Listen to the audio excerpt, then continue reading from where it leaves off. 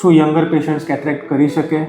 કરે તો એનો ફાયદો શું છે, ગેરફાયદો શું છે? કેટરેક્ટ ડિલે કરવાથી તમને કંઈ ગેરફાયદો થઈ શકે? અંદર તમને જો બ્લરિંગ ઓફ વિઝન થતું હોય, તમારું રૂટીન વર્કમાં તમને ડિસ્ટર્બ કરતું હોય, તો કોઈ પણ એજની અંદર સેફ જ છે કેટરેક્ટ સર્જરી. કોઈ પણ એજમાં કરાવી શકો. 1.25 લાખ પ્લસ સર્જરી મોતિયાની થયેલી હશે. બધા સિલેક્ટ કરતા હોય કે વિન્ટરમાં કરાવાય, પણ અત્યારની જે બધી લેટેસ્ટ ટેકનોલોજીની અંદર એવું કંઈ હોતું નથી. અમુક કેટરેક્ટ એવા હોય છે કે જે હાર્ડ કેટરેક્ટ હોય, અને તમે જેટલું ડિલે કરો એટલું એની હાર્ડનેસ વધતી જાય. જનરલી વેઇટ કરવામાં કોઈ ફાયદો નથી, છતાંય જો કોઈ વેઇટ કરે તો ચાન્સીસ ઓફ રિકવરી થોડી ડિલે થતી હોય છે.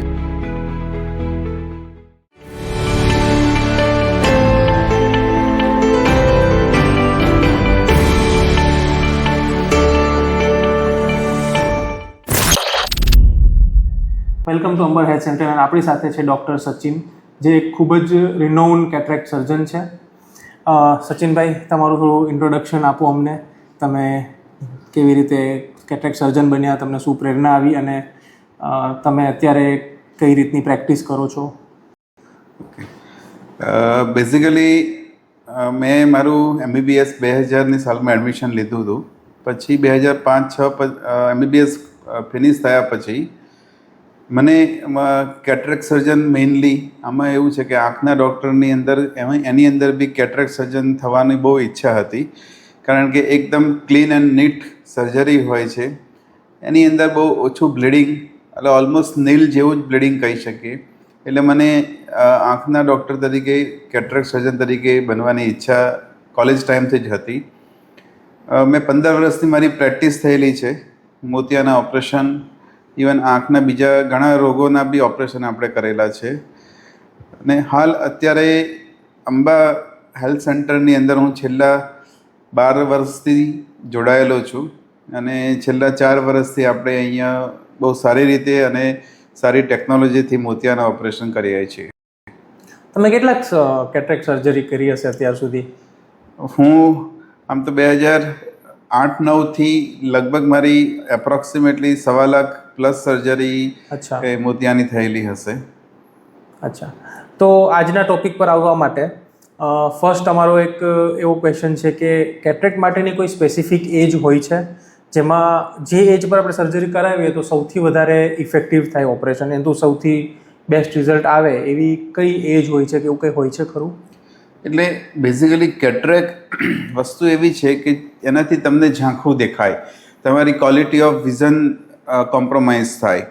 અને કેટરેક્ટ કોઈ પણ એજમાં આવી શકે, પણ મેજોરિટી 50+ એજમાં કેટરેક્ટ જોવા મળતું હોય. પણ ઘણા બધા કારણોના લીધે યંગર એજમાં બી કેટરેક્ટ આવી શકતો હોય છે. ઇવન નાના જે બાળકો હોય છે એમની અંદર બી કેટરેક્ટ આવી શકતો હોય છે. હવે કેટરેક્ટથી તમારી રોજિંદા જીવનની અંદર તમને જો બ્લરિંગ ઓફ વિઝન થતું હોય, તમારું રૂટીન વર્કમાં તમને ડિસ્ટર્બ કરતું હોય, તો કોઈ પણ એજની અંદર સેફ જ છે કેટરેક્ટ સર્જરી. કોઈ પણ એજમાં કરાવી શકો.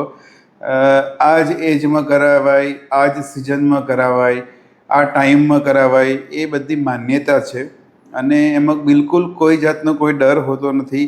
તમે કોઈ પણ એજમાં કરાવી શકો, અને તમે જ્યાં સુધી તમારી લાઈફ તમારી ચાલતી હોય ત્યાં સુધી કેટરેક્ટનું ઓપરેશન કરાયા પછી, લેન્સ મૂક્યા પછી એ લેન્સ ચાલતો હોય છે. એવું હોતું નથી કે અમુક ટાઈમ પછી લેન્સ ખરાબ થઈ જાય, એવું કંઈ હોતું નથી. અચ્છા, તમે કહો છો કે લોકોને હોય કે આ સિઝનમાં કરાવવું, એટલે એવું તમારી પાસે આવતા હોય છે કે અમે આ સિઝનમાં કરાવીએ કે અમે આવી રીતે? ઘણા પેશન્ટને હજી એવી માન્યતા હોય છે કે શિયાળામાં કેટરેક્ટ કરાવવાથી રિઝલ્ટ સારું મળે. પણ બેઝિકલી પહેલાંના જમાનામાં એવું હતું કે મોતિયાના ઓપરેશન પછી સ્યુચર ટાંકા લેતા હતા, અને એ ટાંકાના લીધે આંખની અંદર થોડુંક ખટકો, પાણી ને એવું આવતું હોય, એટલે ગરમીની સિઝનમાં વધારે આવે, એટલે ગરમીની સિઝનમાં લોકો એવોઇડ કરે.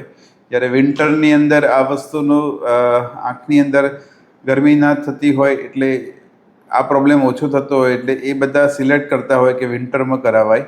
પણ અત્યારની જે બધી લેટેસ્ટ ટેકનોલોજીની અંદર એવું કંઈ હોતું નથી, અને તમે 1-2 દિવસમાં બધી તમારી નોર્મલ એક્ટિવિટી બી સ્ટાર્ટ કરી શકો છો.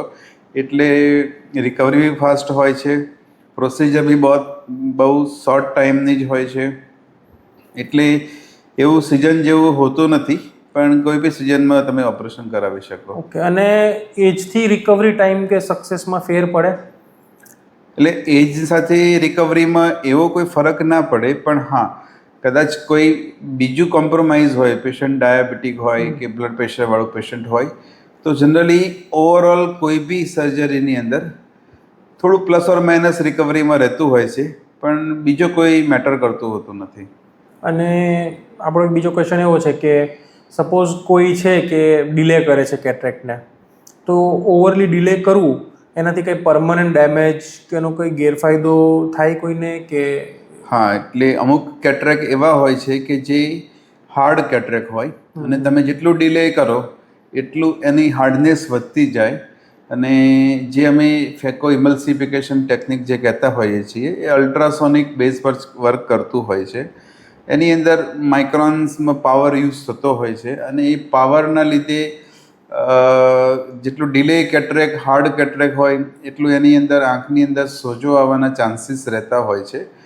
પણ જેટલું જલ્દી કરાવે એટલું પેશન્ટ માટે અને ડૉક્ટર માટે બી સારું હોય, કારણ કે જેટલું હાર્ડ કેટરેક હોય એટલું એને ઓપરેટ કરવું થોડું કમ્પેરેટિવલી ટુ નોર્મલ કેટરેક થોડું ડિફિકલ્ટ હોય.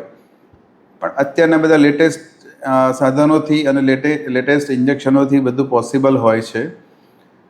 જેટલી જલ્દી સર્જરી કરાવે એટલું ફાસ્ટ એ ક્લિયર દેખતા થાય કોઈ બી પેશન્ટ હોય તો. એટલે જનરલી વેઇટ કરવામાં કોઈ ફાયદો નથી, છતાંય જો કોઈ વેઇટ કરે તો ચાન્સીસ ઓફ રિકવરી થોડી ડિલે થતી હોય છે.